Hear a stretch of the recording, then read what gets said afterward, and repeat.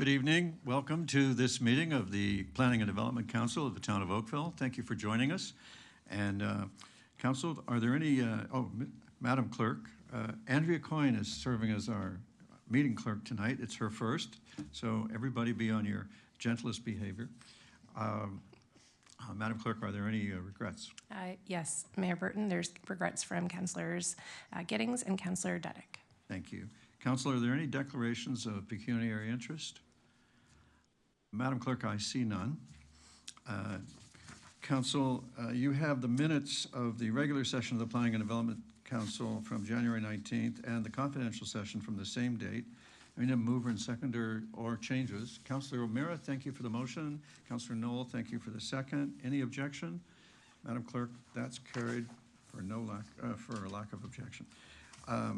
Now we have item number 4, the advisory committee minutes, and we have delegations on this item. I would invite the clerk to call the delegations. Through you, Mayor Burton, the first delegation is George Niblock. Welcome, Mr. Niblock. Council's looking forward to your information. The other way around. Can we do the other way around? Yeah. Thanks, sir. Parker. She's got a... Thank you. Okay. Okay, the first delegation will be Sandra Lee Cudmore, please.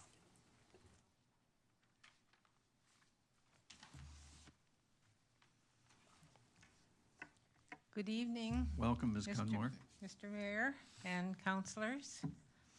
I'm Sandra Lee Cudmore, and I'm requesting some advice and help from council. I'll be 90 years of age in November, and I'm in good physical health, but sometimes forget my words, so I'm reading from my paper. Here's where the problem is. My husband, Bill, already crippled by Parkinson's disease, suffered a stroke 2 years ago, leaving him totally incapacitated. Living in the home to which he was born soon became impossible. He could no longer use the chairlift, and there were no bathing facilities on the first floor, and all exits required stairs. We were very disappointed to have to leave our farmhouse where we lived for 70 years and raised our 4 children. Unfortunately, it became imperative to move. We borrowed funds to purchase a home in Woodside Mews, which meant I could move him from room to room and outside in his wheelchair. The Oakville transit bus for handicapped became a blessing. This left me with expenses and responsibility of 2 homes. The farmhouse has been on the market for 1.5 years. The price has been reduced to half of its value. We have only had 1 offer to purchase. Realtors have shown the home to many people, but once they discovered the restrictions on a heritage house, they were no longer interested. Now the potential buyers have withdrawn their offer because they were denied the right to stain the designated brick. Other than the gambrel roof line, it's difficult to understand why it was designated.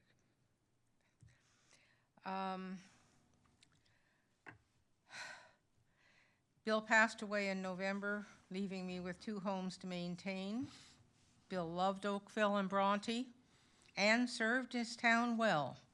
He was a volunteer fireman for 34 years until the change to professional fire protection. Bill's name is on a plaque on this building, having served on Oakville Town Council for 3 terms, and was a member of the Harbor Authority, as well as many other committees, including the original Tree Committee. He also worked with the youth as a hockey coach for many years.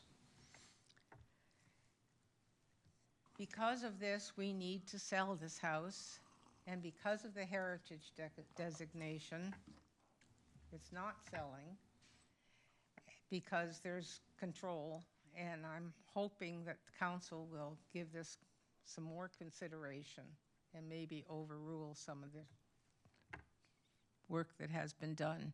I would appreciate that very much. Thank you very much. Thank you, Ms. Cudmore. Madam Clerk, do you want to call our Councillor McNeese? So just a quick question for Sandy, if you don't mind, and thank you so much for your delegation and explaining it just over here to the rest of us.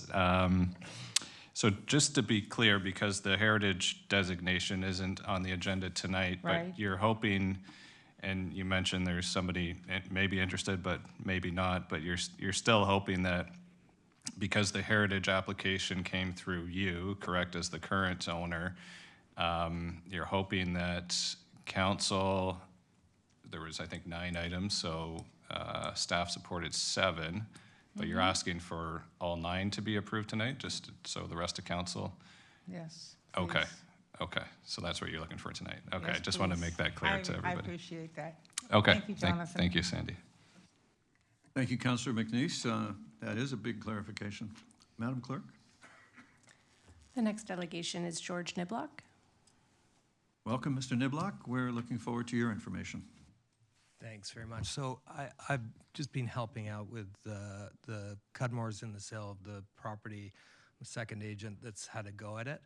And so just for a little bit of context, we did receive an offer from potential purchasers, which was conditional until the previous heritage meeting. And they had requested, as Jonathan says, 9 items. One of the key items for them was staining of the brick, which is described as a buff colored brick. It is yellow and it has a kind of red mortar joint, which is quite unusual for this type of house. When you research gambrel roof homes, which appear all over North America, it's not typical to have. And this brick has been mentioned in the designation of the house, but has caused quite a lot of issue with potential purchasers. My experience with heritage houses is more within heritage districts, and where houses are painted more often, the colors are changed, and it doesn't seem to be as much of an issue as it does for a Part 5 designation outside of the district. So in this case, it seems that the fact that it's out of the district, it seems more difficult to work with than something that's in the district. And my concern is that with a house like this, it has no heritage context to it anymore other than the actual home. Beside this property, there will be a new subdivision of townhouses where the old garden center was. There's a subdivision of land on the other side and a newer subdivision to the rear. So it's rather out of heritage context, and this makes it really difficult for potential buyers of these homes to kind of get their heads around a renovation of this type to keep all heritage aspects. And this one issue with the brick seems to keep coming up. The brick is not in great condition. There's a lot of cracking.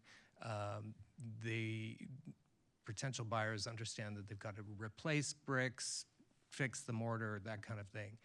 And they didn't like the idea of a patch job on it. And this is why the staining became a key issue for them. If there's any questions I can answer, happy to.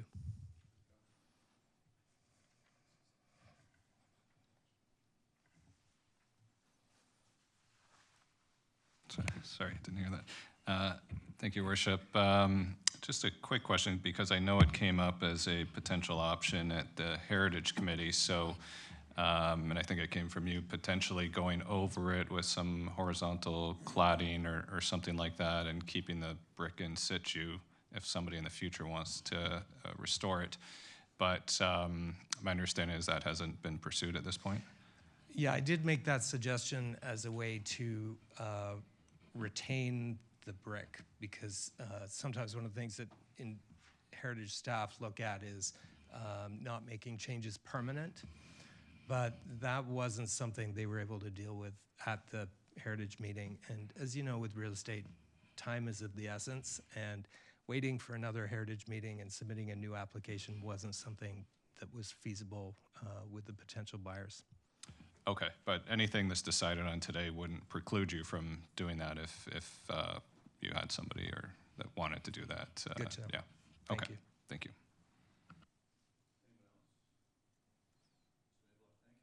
Thank you. Councillor O'Meara? I just have a question of staff. I'm not sure if if our heritage staff is on. Well, we have our heritage planner, Susan Shepard, and Kirk Bigger, our manager of policy planning and heritage. And I don't know which of you wants to present yourself for Councillor O'Meara's questions. Ms. Shepard's online. Okay, I'll just fire it out there and somebody can jump in where they think. I guess my question really goes to the crux of this problem where if there is a building that's becoming into a dilapidated state and you know, while we obviously have sympathy for Ms. Cudmore here and what she's trying to achieve here, I mean, what is the process to go through? Is it an intent? Is it a notice of intention to demolish that would trigger the review of the heritage process, or is it?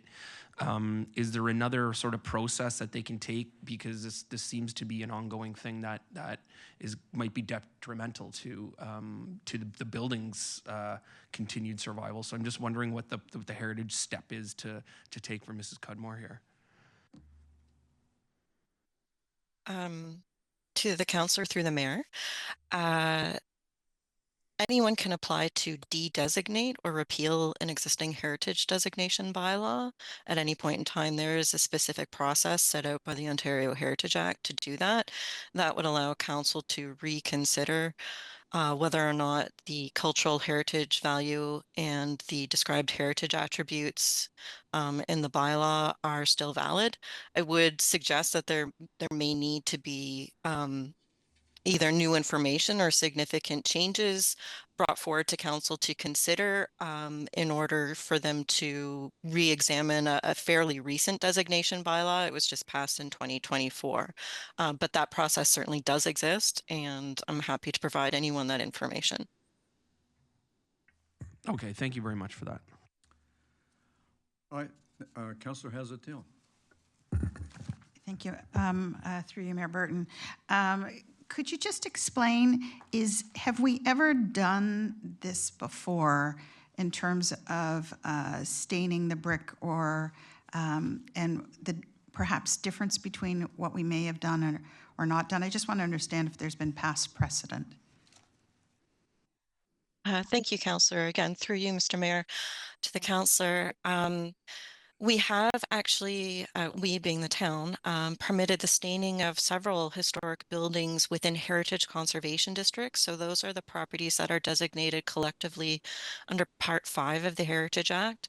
They don't have individual descriptions or listings of the heritage attributes on a property. And so that's why there's sometimes more flexibility for those types of properties within heritage districts. What we're dealing with here for 3175 Lakeshore Road West is a property that's designated under Section 29, Part 4 of the Heritage Act, which is an individually protected property that has its own heritage designation bylaw that specifically outlines what the individual heritage value and heritage attributes are.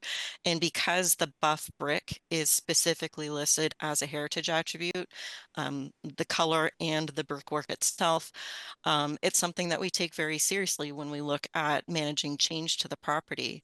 And so in the case of staining brick, essentially there are two issues at hand. One is that changing the color of the brick, which is described as being relatively unique. I believe Mr. Niblock mentioned as well, you know, it's not very common to see this existing, especially in the Oakville area. And so it is quite unique to the character of the Cudmore House, which has been standing on Lakeshore Road since 1915. In addition, the process isn't reversible. So when you stain mortar, such as a brick unit, the color soaks into the masonry unit, which means that there's no way to remove that color and reverse it back to its original state without taking off the fired surface of the brick. And when you take off the fired surface of a brick unit, you open it up to deterioration through spalling, which essentially is moisture getting into the brick, freezing and thawing, and the bricks start to crumble. So it's not reversible, and we, the Heritage Planning staff and the Heritage Oakville Advisory Committee, who agreed with the staff recommendation, didn't feel the staining of the brick was appropriate. So thank you very much for that explanation. Is there anything that you or the staff have considered that could assist in the sale of the home, knowing that this is the hurdle that they're facing? Through the mayor to Councillor Haslett-Thiel, generally staff examine proposals that are brought forward to us, but in this case, we are certainly happy to work with any property owner who wants to bring forward a suggestion.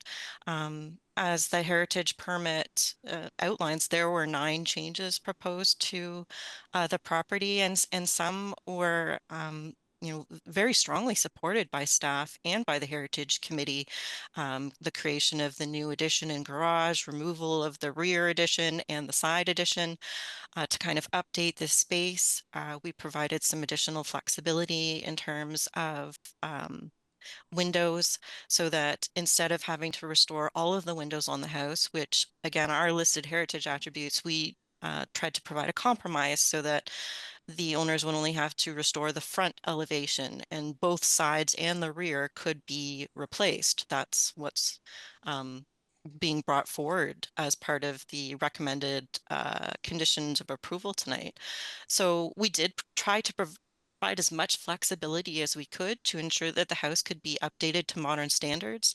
There's nothing on the interior that's protected, and so any new property owner can certainly do what they need to do inside to bring the home up, although I would note that there's absolutely lovely woodwork in there. But it's not a heritage attribute. Heritage planning staff and the committee would not be weighing in on that.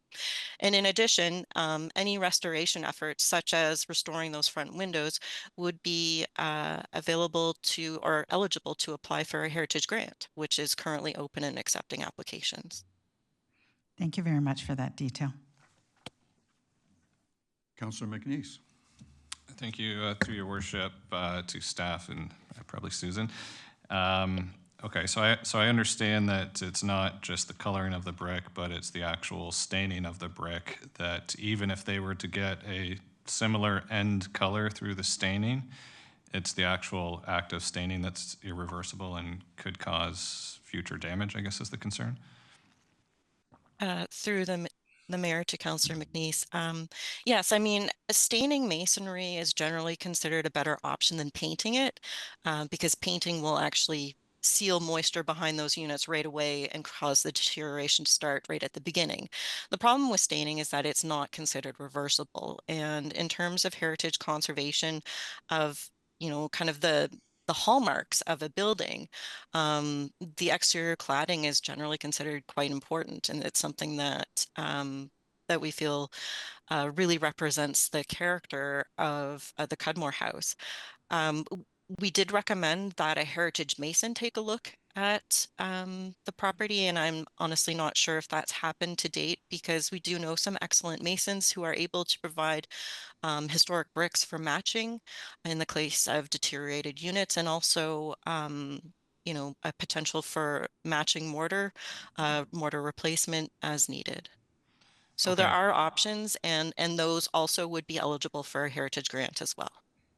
Okay, so those heritage masons, we've seen it be successful with houses in, say, downtown Oakville, or where the heritage houses are plentiful, where they can find a match even though they're having to do repair work or repointing work? certainly, yes. We've had numerous houses across Oakville, not just in the districts, find matches for their historic brick. Might take a little bit more than using the regular supplies that you would get at, say, Home Depot or a regular contractor supply. But the materials generally are out there if you take the time to get the experts who know their work for the specific heritage property. And so again, we do recognize that that comes at a premium, and that's why the Heritage Grant Program exists, is to help cover the cost of that extra effort and work by professionals. Okay, and that type of practice is eligible for the Heritage Grant, you're saying? Masonry work, Yes. exterior work, stuff like that. Okay.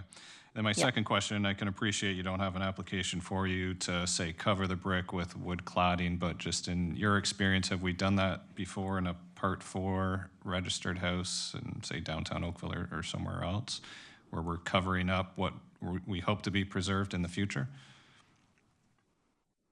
Through the mayor to Councillor McNeese, I can't recall of a circumstance where we've done that. But again, as I said, any application that comes in, we'd certainly consider, and we would do that research to see if it's ever been done before.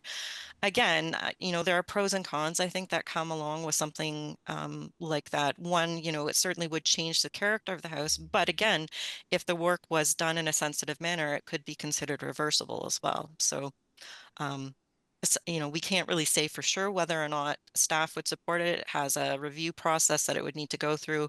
And then, of course, we'd need to consult with the Heritage Advisory Committee as well. Okay, thank you. Thank you, Councillor McNeese. If they do refer to the committee, doubtless you'll be there and part of that deliberation. All right, Council, it may be time to make a decision. The indicated motion is to approve the minutes of the, or rather is to approve item 4.4 of the Heritage Oakville Advisory Committee minutes from its meeting on January 27th and to receive the remainder of the minutes with the conditions listed. Is there a motion? Councillor Longo, is there a seconder? Councillor O'Meara, thank you. Any objection? Madam Clerk, it's close, but it carries. Thank you, Councillor McNeese. Council, we now turn to the consent items. We have 4 of them. Is there a mover for the consent items? Councillor Ilger, thank you. Is there a seconder? Councillor Lischina, thank you. Any objection? Madam Clerk, the consent items are adopted as presented. I'm going to skip over any confidential items so they're to the end, and we'll go to the public hearing item, 7.1, the public meeting report regarding an official plan and zoning bylaw amendment at Burnham Thorpe Oakville Holdings. And our staff are here to answer questions, and we have a presentation on behalf of the owner of the proposed development. And Mr. Bruto, welcome. Thank you, Mr. We're Mayor, all looking members forward of to your the committee. presentation. My name is Claudio Bruto. I'm here on behalf of Burnham Thorpe Oakville Holdings, Inc. BOH is the acronym. And we're happy to be here in front of you to provide a presentation. We're here for an official plan amendment and a zoning bylaw amendment. Just want to take a brief moment to thank Mr. Toon.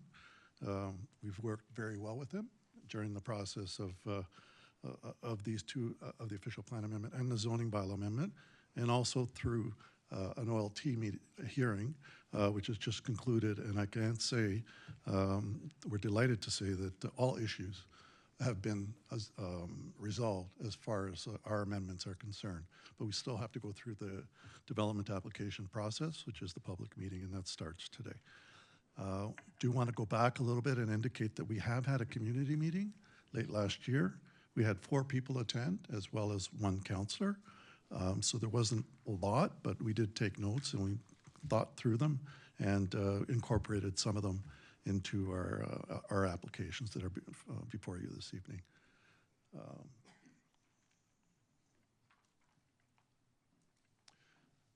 So that's just the introduction. I went through that already. So the property is about 6 acres. It's at the northeast corner of Burnhamthorpe Road West, or William Hanlon Parkway, and Nagawa Boulevard. It's a linear property, and as you can see, it's in a very strategic location. The north end, there will be protection for the 407 transit way. That's just a little bit of detail on this slide. So I'll move forward. There is the preliminary site plan, consists of 5 buildings and an access onto Nagawa Boulevard, as well as onto William Halton Parkway. Total is about 1,000 units, 3 underground parking levels, 2 phases. The southerly 3 buildings, which is on the right-hand side of your page, consists of the first phase, and the northerly 2 buildings consist of the second phase. But that too could change because we are working with the landowner to the east, Westerkirk Developments, and they are also a part of the hearing that I mentioned, the OLT hearing on 326. It's just a schematic looking to the north and east. The buildings will be articulated to look a little bit different. We've had those comments from staff, and so we are working diligently to provide some urban or design aesthetics that we can all agree to at the end of the process, during the site plan process. Again, the official plan, the existing official plan is the Oakville East Secondary Plan, 2006. The lands are designated urban core area, and it's to function as a secondary mixed-use core. The northernmost portion, as I mentioned, are designated employment with a transit way overlay. The proposed development includes retail uses, about 26,000 square feet on the main floor of a 6-story podium. The built form and height, as I mentioned, that's site-specific official plan amendment is requested to permit the additional height that aligns with the proposed OPA 326, which is the subject of the OLT hearing. And again, all issues pertaining to that OLT have been resolved. Happy to say. This is official plan amendment 326. I'm not going to read through the entire thing, but it redesignates the Nagawa urban core as a strategic growth area equal to the Trafalgar urban core area. Our OPA 326 establishes a planning structure supporting medium and high-density residential, commercial, institutional, and employment, with a focus on transit integration and active transportation. I think I can move on from there. Thank you. Somebody's doing my work for me. Thank you. The existing zoning, right now it's the zoning is future development, which is pretty typical in Oakville. All it means is that zoning needs to be changed at some point to reflect the site plan that emerges as part of this particular development. So that's why we've submitted an application for a zoning bylaw amendment, site-specific to this particular site. Okay, next. Climate change. We wanted to bring this forth because we know it's very important to the town of Oakville. Proposed development does promote the following: efficient land use and reduce automobile dependence within a compact, walkable urban core. That's not our site. There's a lot of development applications in this particular node. A mixed-use built form with active retail frontages. We're supporting that. Pedestrian-oriented public realm and encourages live-work activity. Again, that'll be part of this development. Active transportation and enhanced pedestrian connections, and a surplus of bicycle parking. We've made provision for many, many bicycles in our development. An energy-efficient building and site design, including sustainable lighting, landscaping, tree planting, and improved air quality for long-term environmental performance. Next, please. The public engagement, I'm not going to go through all of it, but I did mention that on October 14th, we discussed the following matters. That was the public open house, design and build form. We got some comments on that. We got some comments on use, unit mix, and market considerations. And we also got some comments on transit context. We've taken all of those back and implemented them in the site plan that we have present day. But again, we're not at site plan stage. We will be working through all the details with your staff. Next slide, please. Conclusion. Subject lands are designated in the Naigawa Urban Core and are zoned future development. The OPA is to permit the building heights through OPA 326. Again, OPA 326 has been settled, and we will be moving forward with the parameters in Official Plan Amendment 326. We are creating an active pedestrian-oriented streetscape and retail frontages. The proposed development promotes walkability, active transportation, and incorporates enhanced landscaping, building and site design, and supports environmental sustainability. Following the comments that we received from the town and the public this evening and in the future, we'll continue to refine the project. Thank you very much for your indulgence. I'm happy to answer any questions that the council may have, or committee might have. Thank you, Mr. Bruto. And council is going to oblige you with a question or two. We're going to start with Councillor Scott Shea, and we'll go from there. Thank you very much. Thank you, Mr. Mayor. Thank you for the presentation. So I just want to make it clear. So the unit's 898, right? I just heard you said 1,000, so it's not changed for that number. Through you, Mr. Mayor, yeah, about 1,000. Okay. So would you share the distribution about this design? So how many bed? 1 bed, 2 bed, 3 bed?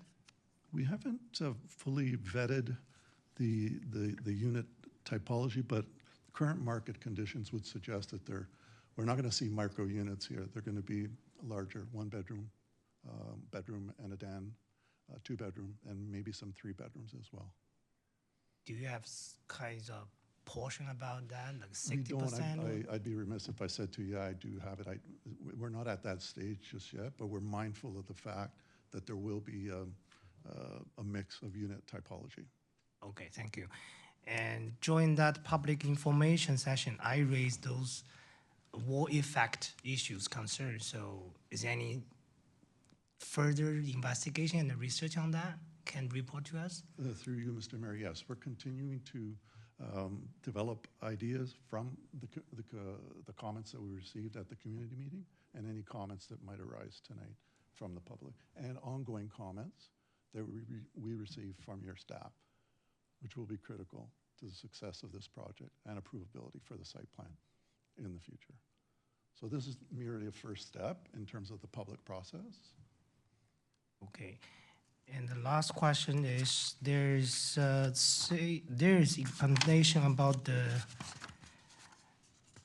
food store. So it has to be, should be there in that number 3, the area 3. That means To the councillor, yes. We are in quadrant number 3. Yeah. And there is there's policy provision in the secondary plan that suggests a food store would be appropriate in that quadrant, but our site is not conducive to having a food store. It's just not large enough for us to do it. The landowner to the east, I'm not sure where they're at, but they're certainly aware, we're all aware, that the city desires a food store in that quadrant. Okay, thank you. Thank you. Councillor Nanda? Thank you, through you, Mayor Burton.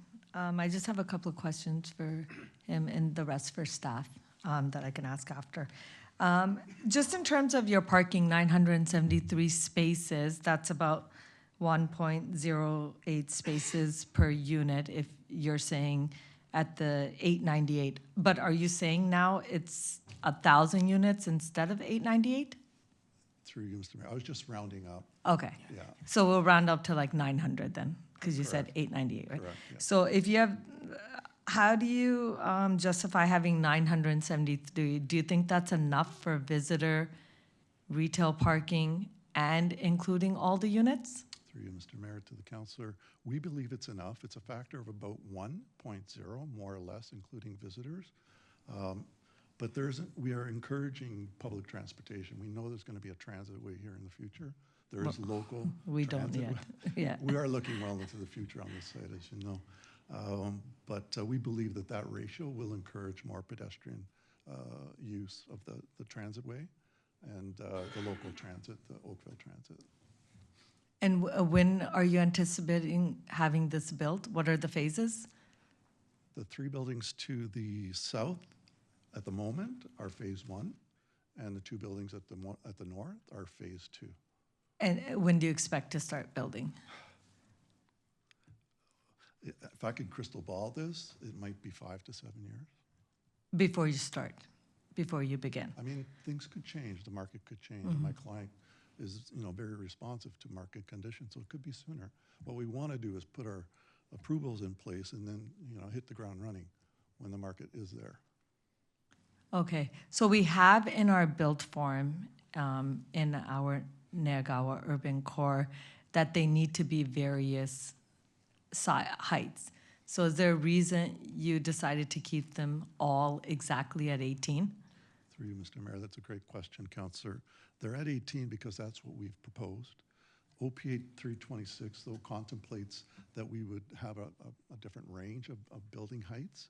And one of them or 2 of them could be 20 stories, because there's an ability, a flexibility in OP 326 to do that, but not all of them to be at 20. It's just that they want some differentiation in the height size, so it's not sort of a mass of wall. But we are going to articulate the buildings in a different style as well. There's different ways of trying to achieve that positive urban design that we all seek to achieve. So Okay. this is simply present site plan, but it has no status. Okay, and have you factored in parkland? In this particular situation, there's going to be on-site recreational areas, but in terms of a public park, no. This will be mainly a cash in lieu proposition. So no parkland across all the buildings? It'll be all concrete? No. As I say, there'll be active recreational space, outdoor and indoor, typically on the top of the podium. But in terms of an active municipally owned parkland, we are in quadrant 3, and we fully expect that there will be parkland in quadrant number 3 for these residents. But that doesn't mean that we don't have to provide for park. We are going to be providing cash in lieu. That's my assumption at the moment. Okay. All right, thank you. I can hold the rest of my questions until. All righty. Councillor Knoll? Thank you, Worship.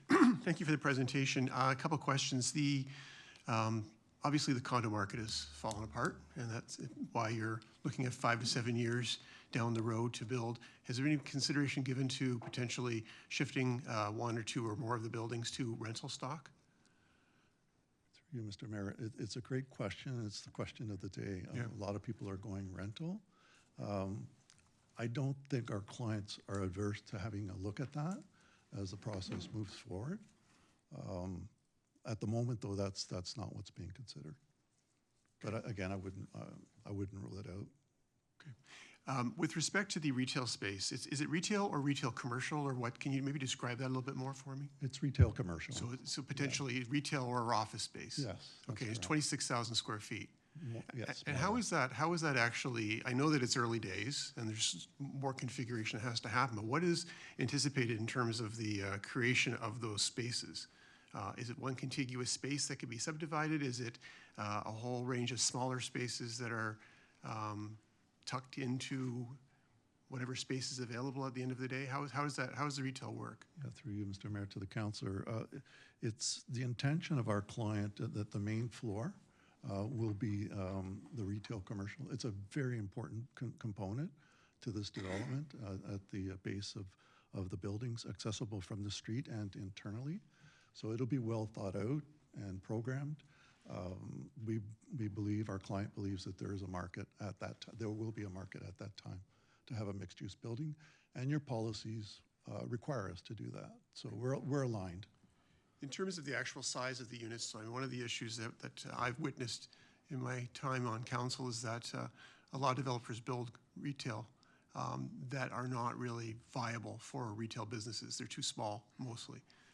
They're subdivided by pillars that are unavoidable, et cetera. So my question really is what, in terms of the sizes of these spaces, 26,000 square feet is not large, and as you said, it's not grocery store size. They average about 80,000 or 40,000 square feet. What are the sizes that you would anticipate based on the current floor plate? It's a good question. Minimum, I guess, and if you could look at like a minimum to a maximum kind of thing based on the way it's designed today. We will work with staff to make a determination on the minimum size. I agree with you, a minimum doesn't work. I think it could sit for a long time. The type of users will dictate what the size is, but certainly we want to make sure that within this shell that you're going to have viable sizes for what would want to be in those buildings. Remember, there's 1,000 units, and on the lands to the east, there'll be many, many more units, and so we believe that the retail space here will succeed if it's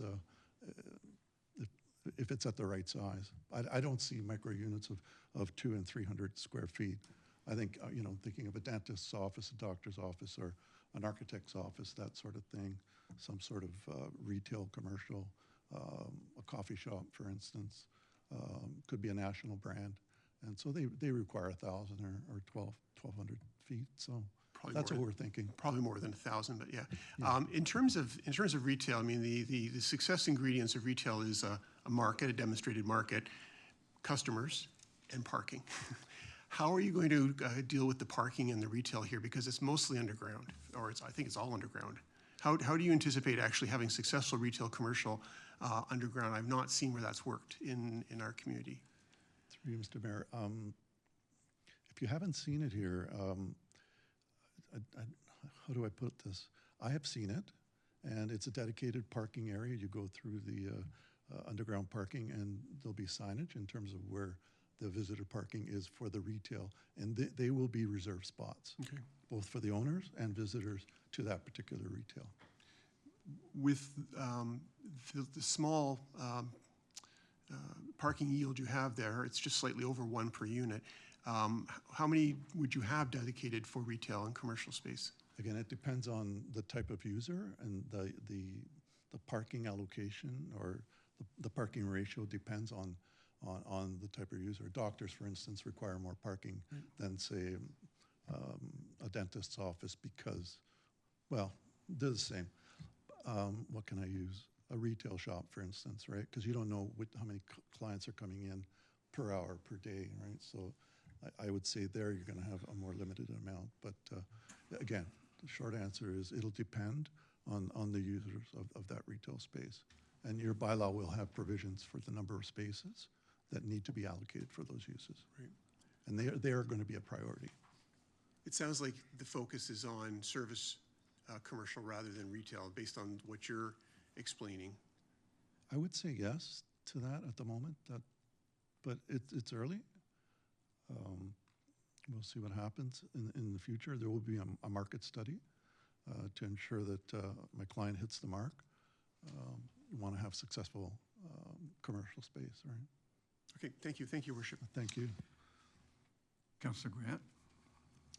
Thank you. Through you, Mr. Mayor. You kept bringing up the 407 Transitway. So I have to ask, where are you getting your information from? In the OLT, there's been a lot of discussion about the Transitway.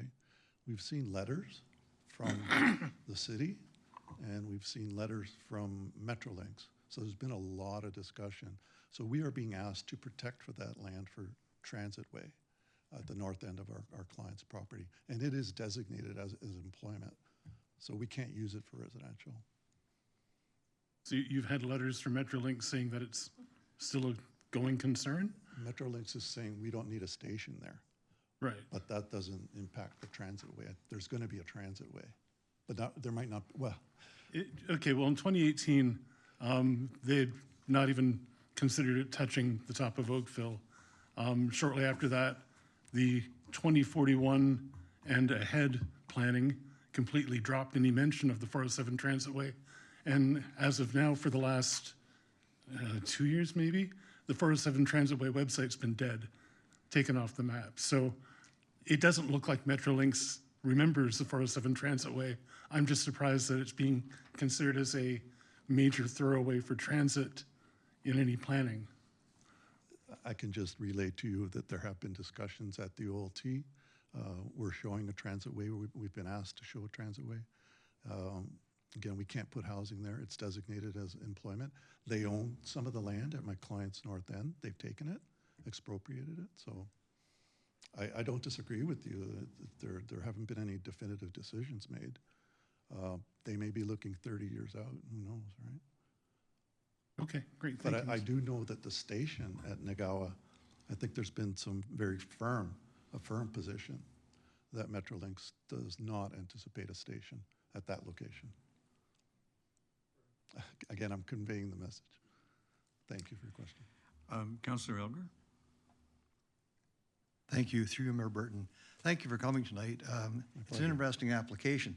When you said it's about 6 acres, that's, our staff report says it's really basically 4.2 because it's only 1.7 of the 2.4 hectares that is developable. I've converted it, that's all I've done. So I think in imperial stuff.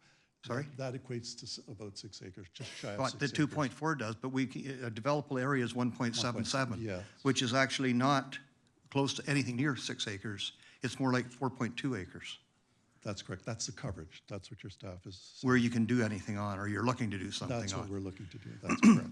So currently, isn't this property already subject to an OLT appeal?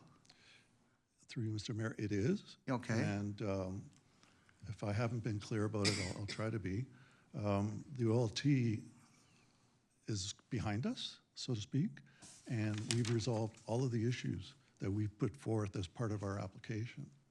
And Mr. Thune, again, he can provide some more color on that, but there are no further issues as far as the major issues, which were height, density. So there's no issues currently at the OLT at all on this application? No. It's all done. Well, we still need to go through the OP and the zoning and the site plan, but the issues that were prevalent as part of this application and as part of official plan amendment number 326, your official plan, those issues have been dealt with. There's been a settlement. So I'm getting more confused the more you talk because, well, when you started saying numbers, like I look at it, you got 5 towers, 18 stories, 6-story podiums, 898 residential units, 2,400 square meters of retail, 973 parking spaces. And Jed, I heard you saying tonight, well, they may not be all 18. We may move some down, some up. Where are you going? Through you, Mr. Mayor, to council, there is provision in the OLT decision or the settlement for there to be differentiation in heights. I see. Okay, so the numbers I'm reading here that is in our report, they're not very hard. They're not hard and firm. Everything can be moved. Yeah, Councillor, we're bringing forward to you as part of the public meeting what we've applied for.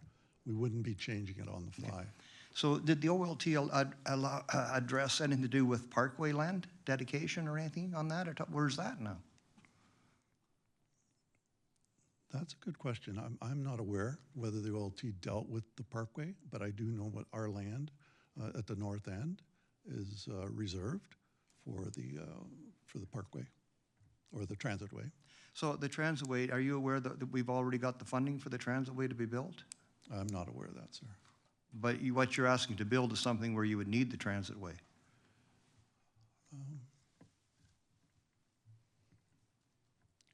Certainly a transitway would assist the density, but you can look at it conversely and say the density will assist the transitway. I think the two go hand in hand. I don't think we're asking you for more than what the OLT is suggesting we build on this site. Okay, so I think we all agree, you'd want to know the transitway is going to be funded, because I don't think you want to fund the whole transitway. Certainly, we aren't going to fund the transitway, but our client is committed to this density, condos on this site. I know there's been a lot of movement in the marketplace. People are downzoning to townhouses or mid-rise, but our client is committed to this development and this condo-style development, not ground-oriented. So do you already have the servicing in place for water, wastewater, and that kind of, everything's there? Our client has paid his fair share already, yes. Sorry, it's already committed? Yes, to the site. Our client is part of that group. Part of the group. The That was servicing. it, okay, the part of that, of the Naigawa Core, I guess. Correct. Okay, thank you very much. No, thank you. Thanks, thanks, Mayor. Councillor Adams? Thank you very much. I wondered if you could help me with a couple of questions. First of all, on the question of the height, I understand the 18 comes out of the OPA, but you mentioned you spoke about variations in height and going above the 18. And we've had some cases now recently where a developer came forward with a plan to try and vary above the stated height limit. And we rejected that, and they came back with a revision that maintained the height limit and spread the density elsewhere. Is that something you'd contemplate?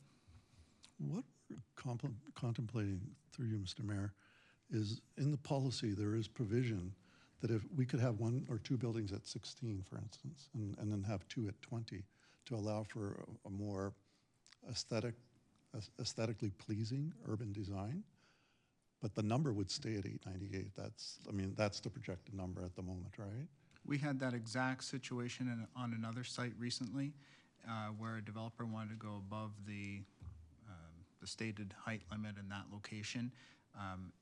They went away, redesigned, and maintained the height limit, maintained the variation, but they spread the density elsewhere. So they didn't go above the height limit. Is that something you would do? Certainly, we can have a look at that. I'm only conveying to you what the policy says at the moment. We aren't looking at 24, 25. We're not coming back with that. The thinking is that 20 might be okay, but it needs to be offset on our site. We can't offset it on somebody else's site, right?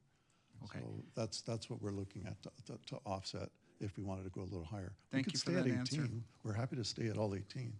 Thank you for that answer, and I wondered if our staff could take note of that particular issue and report back on it at the appropriate time. The second question I have for you is about the density. You've got a maximum floor space index of 4.75 that you're requesting. Can you tell us why you think that's an appropriate number in the context of Oakville? In OPA 70 for Midtown, the highest number was 6, and that's got a GO station. That's the second busiest one outside of Union Station. It's got all of our major Oakville transit happening there. This site doesn't have any of that.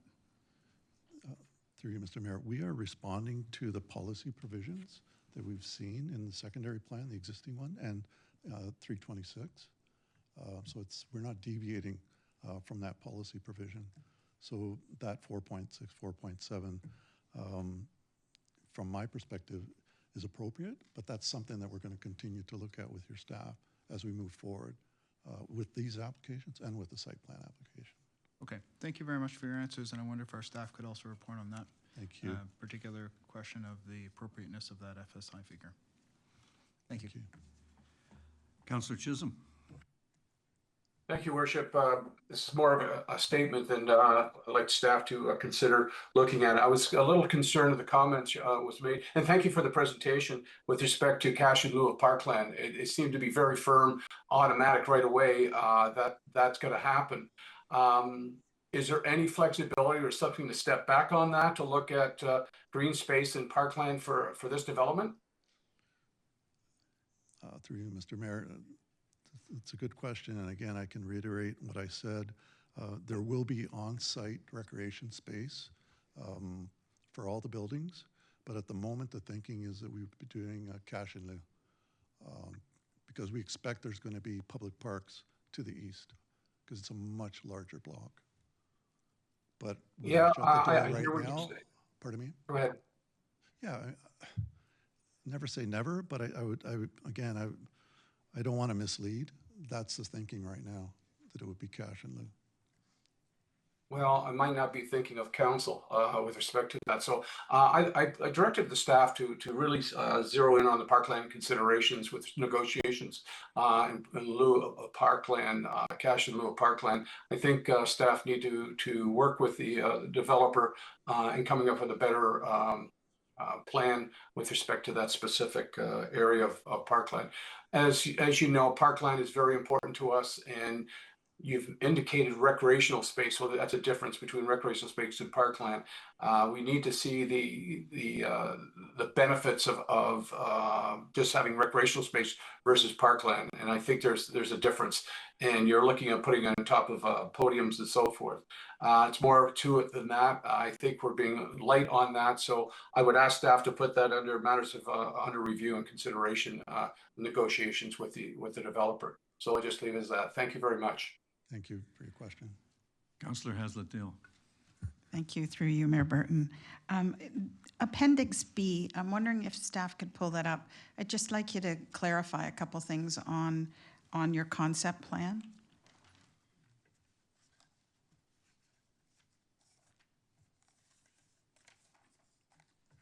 Okay.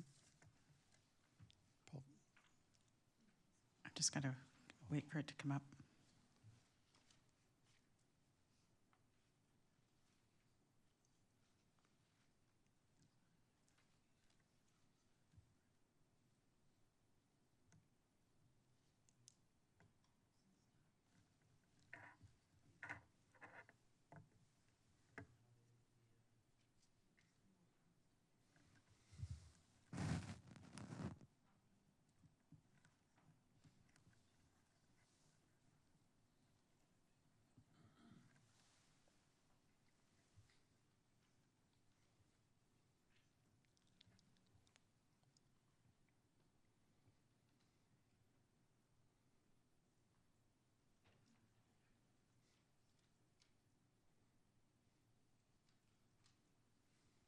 Apologies, I didn't mean to put you to such great effort.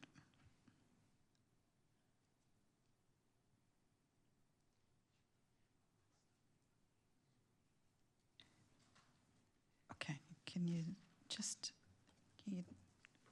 show us the whole of it?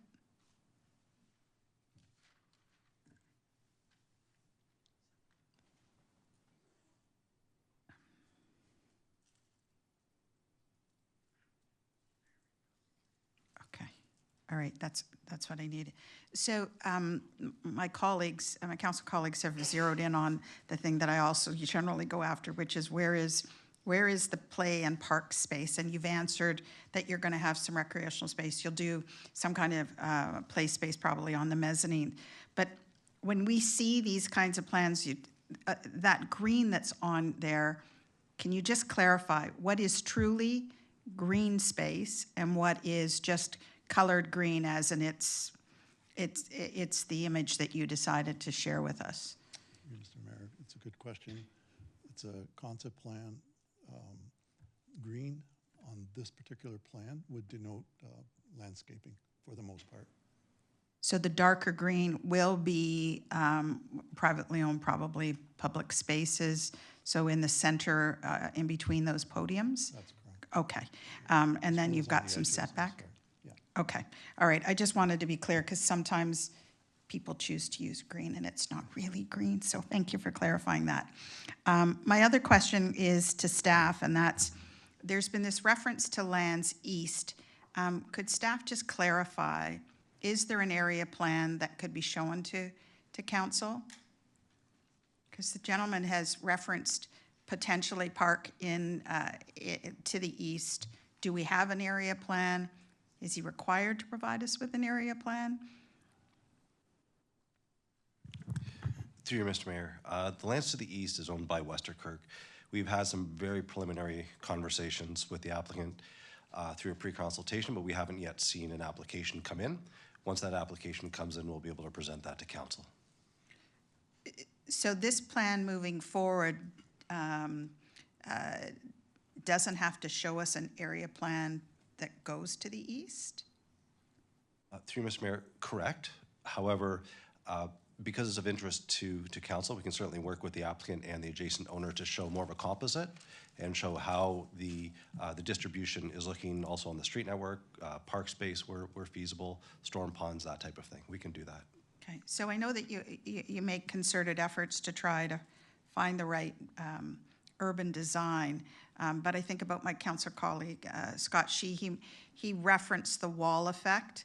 And you know, we seem to have that occur more often than not, so that the buildings that'll be to the east of it, how do we ensure that whatever is designed here is going to not create a negative effect for those eastern properties?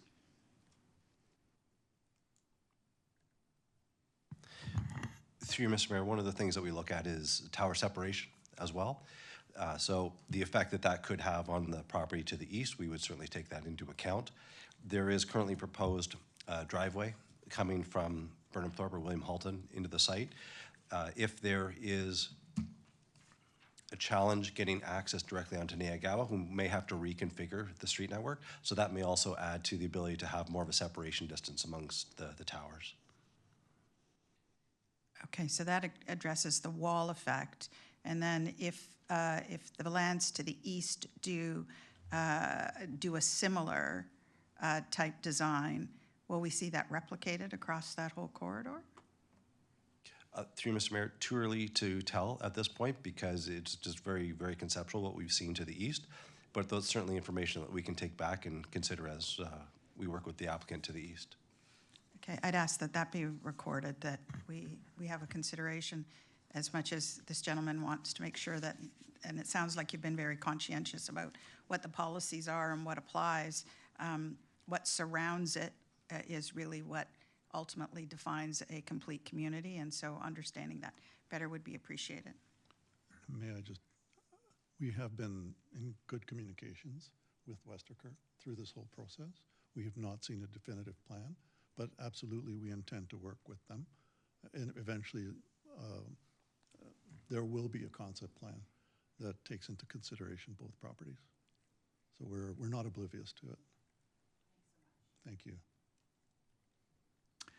Councillor Nando. Thank you, through you, Mayor Burton. Thank you again, and to my council colleagues for their questions. Just for staff, just for some further clarifications.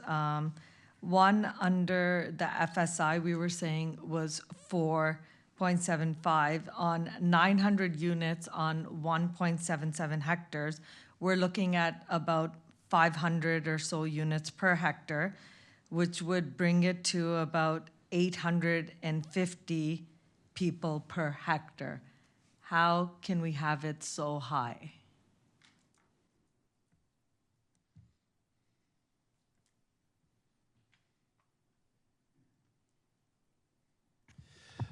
Through you, Mr. Mayor, comments from council are helpful, so we can certainly take that back and take a look at that when we provide a recommendation report and provide some context around the people and jobs that are being proposed, the overall density, the FSI, that kind of thing.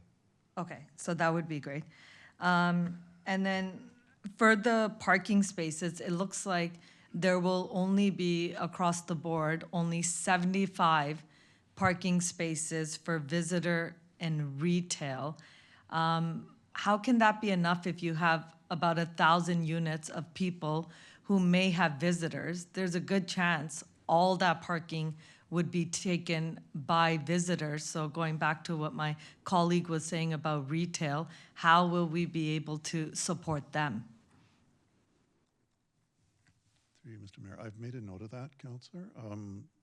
Certainly parking is an issue on any development, as you know, and we'll look at parking for visitors, for residents, and also visitors as a subgroup for the retail commercial.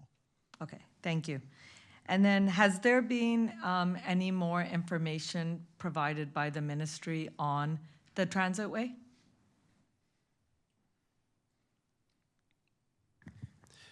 Through you, Mr. Mayor, there hasn't been any correspondence of late. There had been some more information shared with the minister and the minister's office from staff. I think just before Christmas, actually. So that was certainly undertaken. As we've been evaluating the overall NUC and the study, we've also been cognizant of the fact that we need transit, local transit within the area. So we're certainly looking at how to plan for active transit within the NUC and not being entirely reliant on, or I guess hopeful, with respect to there being a 407 station being determined. So we're planning for it regardless, but it doesn't, we haven't lost hope, I'll say, that will show up. I think there have been some fruitful discussions with the minister previously, so we're hoping that that will translate. Okay, and so we'll bring that back and report how we would try to support it in Oakville if we didn't get a transit way. Correct. Is that correct? But would we be able to support something of this scale, keeping in mind that the other quadrants also need to be built? Could we even, I would take 407 out of the equation because it's not something that people are just going to jump onto. So I'm looking at how are we going to support this scale if we didn't get that transit station? Through you, Mr. Mayor, and thank you, Councillor. We're still in the early stages of this application. We're still going through our evaluation. So we'll be able to respond to these kinds of questions through the recommendation report when that comes to council later. Okay. And then my other question is, has there been any communication with the school board about schools anywhere close by? I will let Mr. Thun answer that one. He's more in tune than I am. Thank you. Through Mayor Burton to the councillor, they are circulated with the application materials, and comments will be received from each of the school boards, and they will be incorporated into the final comments report for the recommendation. Okay, perfect. Okay, perfect. Thank you so much. Thank you, Mayor Burton. Sorry, I missed one for staff. Under matters under review, could you please add energy efficiency and climate change? Thank you.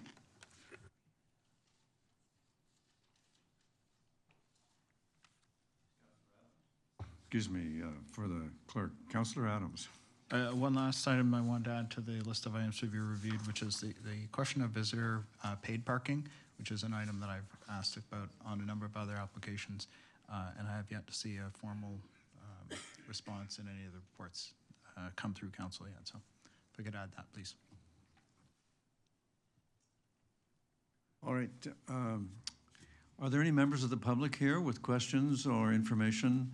What we're doing tonight to try to help the public is we're trying to build a list of issues for staff to evaluate in determining what their recommendation will be at a future meeting. Does anybody here have anything to add? Going once, going twice, going, gone. Mr. Budo, thank you very much, and we appreciate your patience. Thank you to all of you. Council, I would like to look for a mover and seconder for receipt of the information and the comments, and that and the third part is that staff will consider comments as provided by council and the public. Councillor Shia and Councillor Nanda, thank you very much. Any objection? That's carried. All right. For item 8, you received a motion to defer this. Is there, and it's moved by Councillor Adams and seconded by me. Is there any discussion, or can I put the vote? Any objection to the deferral? Madam Clerk, there being no objection, that carries.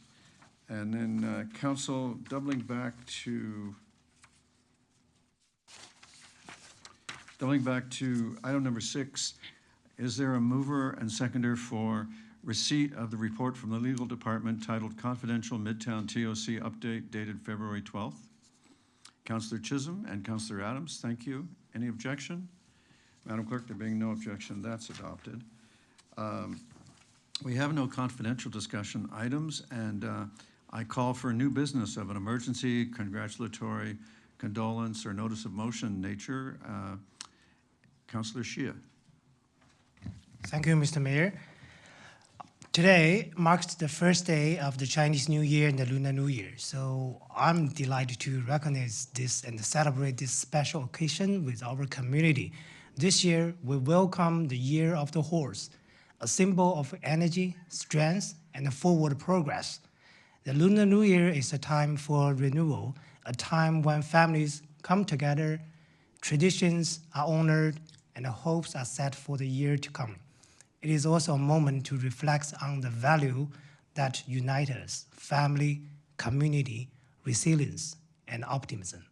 Here in Oakville, Lunar New Year has become a meaningful celebration not only for Chinese, Korean, Vietnamese, Filipino, and other Asian communities, but for our entire town. It is a reminder of the diversity that enrich us and the shared future we are building together. As we begin this new year, may this spirit of the horse inspire us to move forward with courage, determination, and purpose. Wishing everyone a joy, healthy, and blessed New Year.